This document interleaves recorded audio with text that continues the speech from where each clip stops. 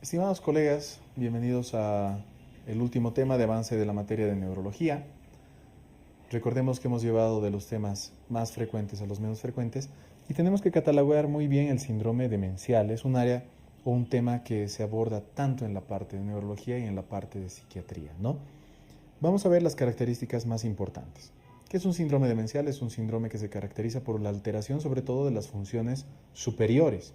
Para su diagnóstico tiene que haber una alteración de las funciones superiores y además de que éste interfiera con la vida del paciente. No hay una alteración de la conciencia, no hay una alteración de la atención y según el DMS-4 tenemos que acordarnos que tiene que acompañarse de afasia, apraxia, agnosia y alteración de la función ejecutiva, ¿no? Se acompaña también de alteración de la conducta y del estado de ánimo, pero obviamente secundario es esto, algo que de los pacientes se dan cuenta, ¿no? Sobre todo son pacientes ancianitos, la mayor parte, y se van a dar cuenta que se olvidan cosas que antes no se olvidaban, que ya no tienen el mismo orden, que están empezando a descuidarse de sus hábitos, entonces pues van a entrar en un estado depresivo. Pero en sí el concepto de demencia es alteración de las funciones superiores que no va a interferir en la conciencia, sí altera la conducta de los pacientes, no altera la atención de los pacientes y que se acompaña de afasia, apraxia, agnosia o de la función ejecutiva en cuanto que la misma esté alterada. Clínica. ¿Qué va a tener el paciente? Como hemos mencionado, apraxia, afasia, agnosia, inicia con un deterioro de la memoria remota, luego va a haber los cambios en la memoria a largo plazo, etcétera, y cambios en la personalidad de los pacientes. ¿Cómo es el pensamiento de estos pacientes? Es incoherente. Están con un ánimo depresivo por lo que les está pasando. Tienen comienzo brusco, pueden tener olvidos, sigue una alteración de la memoria reciente, luego de la memoria remota, ¿no? Vamos viendo. El diagnóstico, pues es clínico. Tenemos que valorar al paciente, a la familia, tenemos que preguntar desde cuándo está pasando los problemas, desde cuándo el paciente está descuidando, desde cuánto se olvida más cosas de lo común, etcétera, y realizar estudios también de neuropreservación, que son el mini mental test de Folstein y también el mini examen. Si tenemos, estos son exámenes cognitivos, un puntaje menor a 24, pues nos orienta al cuadro demencial. Ahora, ¿qué tienes que saber también de demencia? Toda la información obviamente que estoy brindando, tienes los detalles dentro de los ABCMEDs, pero ¿qué tienes que saber y organizarte bien para entender este tema? Es si la demencia es por una afectación cortical, subcortical o en la parte axial. La parte axial sobre todo se da por déficits nutricionales, ya sea de B12 o mucho consumo de alcohol, etc. Pero recordemos las corticales que son muy frecuentes. Afectan, o sea, la corteza frontal, temporal, parietal y el hipocampo. De ese sector está proviniendo la alteración que te produce la demencia. Afecta las funciones superiores, entonces va a haber afasia, apraxia, agnosia, calculia. Y los más frecuentes, y de lejos la más frecuente característica o enfermedad de demencia es la enfermedad de Alzheimer. También puede haber una demencia frontotemporal o de PIC. Las subcorticales, que va a afectar los ganglios basales, hay asimetría, afecta los movimientos y también el estado de ánimo de los pacientes. ¿Qué enfermedades podemos tener acá? ¿Qué relación con demencia? La enfermedad de Parkinson idiopática, no solamente se va a referir a la parte de los movimientos, también a la parte cognitiva. La enfermedad de los cuerpos de Lewy, la supranuclear progresiva. Y las axiales, pues que va a haber alteraciones en la memoria reciente, los pacientes están desorientados y sobre todo vemos de Wernicke-Korsakoff y la encefalitis herpética, ¿no? Vamos viendo. ¿Qué tenemos que hacer en todo paciente que tenga estos síntomas demenciales? Estudios de todo. Tenemos que indagar porque puede ser otro tipo de patologías que estén produciendo la demencia y las demencias generalmente progresan, son tratables en cuanto a mantener la calidad de vida del paciente, pero hay otro tipo de demencias que sí se pueden tratar y revertir. Tenemos que ver esas, porque esas tenemos que tratar. Y las reversibles serán pues las demencias por hipotiroidismo, entonces pedimos hormonas tiroideas, déficit de B1 y B2, entonces pedimos la valoración, la mesuración de las mismas. Se puede ver a la triada de Hacking-Adams, ¿no? La hidrocefalia normotensiva de los pacientes después de un trauma, entonces también podemos corregir esa. Se puede ver a infecciones, se puede ver a tumores encefálicos o a uso de drogas o fármacos.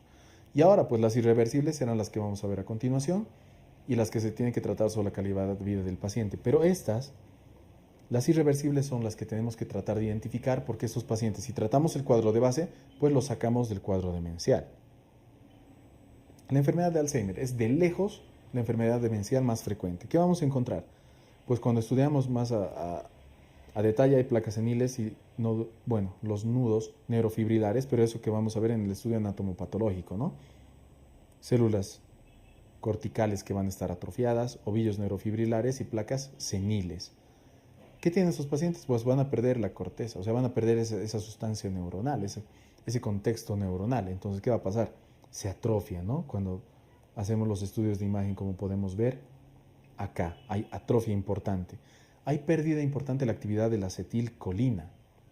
Es por eso que los fármacos que van a tratar la enfermedad de Alzheimer pues son inhibidores de la colinesterasa para mantener este neurotransmisor en cantidades más o menos estables. Se ha relacionado con la apolipoproteína epsilon, es la ApoE. Esto solo como dato para que te recuerdes, que los pacientes pueden tener ApoE2, ApoE3, ApoE4, pero hallar esta ApoE4 se relaciona que predispone o es un factor de riesgo a sufrir la enfermedad de Alzheimer. Tienen dificultad para recordar hechos, conversaciones, se afecta el estado de ánimo, entran en un estado de un comportamiento depresivo, etcétera, están apáticos, abúlicos, ¿no? Y las pruebas de imagen, como les había mencionado, muestran esa atrofia característica. El tratamiento de la enfermedad de Alzheimer, ¿qué vamos a hacer? Tratar de mantener la calidad de vida de los pacientes. Es una terapia grupal que tenemos que enseñar a los pacientes, a los familiares de los mismos, a cómo tratar a los pacientes, a cómo manejarlos. Y en cuanto a la farmacología, pues inhibidores de la acetilcolinesterasa, donepezilo, la ribastimina, la galantamina, sobre todo, ¿no? Ahora, la memantina es un antagonista a los receptores del N-metil de aspartato que también se utiliza mucho y disminuye el deterioro cognitivo de los pacientes. Y también tratar la conducta o los trastornos que estén teniendo en el mismo con antipsicóticos, ¿no? Enfermedad de Pick.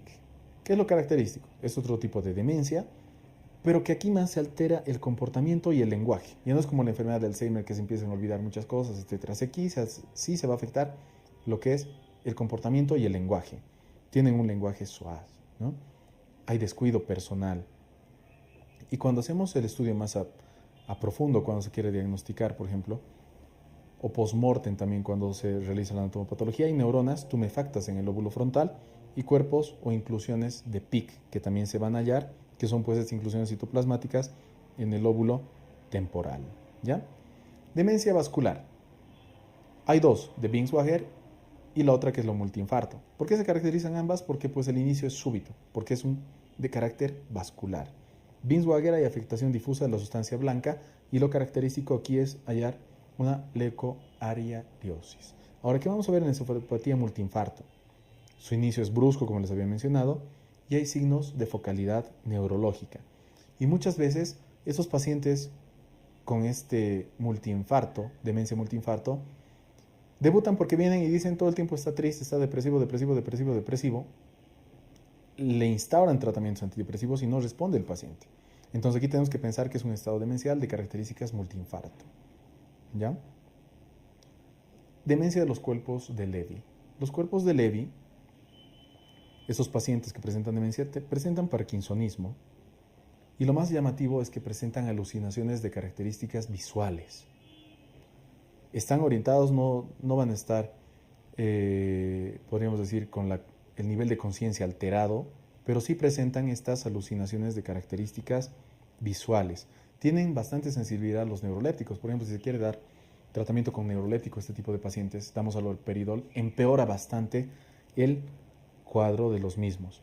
Y el tratamiento se va a basar obviamente en antipsicóticos, pero que sean atípicos, porque los típicos, como les había mencionado, empeoran el cuadro. Y por último, acabando ya la parte de neurología, vamos a mencionar esta enfermedad que es de Creutzfeldt-Jacobs, que una de las variedades era la enfermedad de las vacas locas que apareció hace un par de años, y que es una enfermedad por priones o proteínas. Se relaciona con el gen PRP y que tenemos que acordarnos que el estudio anatomopatológico es muy característico porque se van a ver una alteración espongiforme de las neuronas. Es una demencia rápidamente progresiva, no responde al tratamiento por lo que es de bastante mal pronóstico y se caracteriza por la ataxia cerebelosa y mioclonías que presentan los pacientes. El diagnóstico se da por estudio anatomopatológico Y también podemos mencionar como dato característico es el aumento de la proteína 14:3:3. No, como les había mencionado, no existe un tratamiento específico, es por eso que se considera una demencia de mal pronóstico. Con esto hemos llegado al final del avance de la materia de neurología. Recuerda estudiar los temas siempre enfocándolos así, ¿no? Hacerte un par de conceptos claros, ver la diferencia entre las distintas patologías, ya sea de cualquiera de los temas, de las cefaleas, como diferencia de la tensional de la migraña o de las trigeminautonómicas. De la epilepsia tenemos que conocer muy bien los conceptos, diferenciar una convulsión, qué es una crisis, qué es un estatus, etcétera, cómo vamos a tratar las mismas. De las crisis convulsivas, diferenciar cuáles son las parciales de las generalizadas. Tenemos que diferenciar muy bien las mismas, cuáles son por problemas idiopáticos o secundarios otras patologías. Recuerda muy bien que en el traumatismo cráneoencefálico y de médula tenemos que seguir el protocolo del ABCDE, realizar buenos estudios de imagen para un buen diagnóstico y tratamiento. En los eventos cerebrovasculares, diferenciar los isquémicos de los hemorrágicos y de los AITs, manejar cada uno de los mismos de acuerdo a qué sector esté afectado, y en la parte de demencia conocer muy bien las características de cada una de ellas para poder diferenciarlas y puedes abordar muy bien tanto en la vida médica cotidiana y el día del examen contestar el máximo de preguntas que entren de estas áreas. Espero que haya sido de utilidad repasar la neurología dentro de los classmates, que te haya servido bastante y pues nos veremos en una siguiente materia.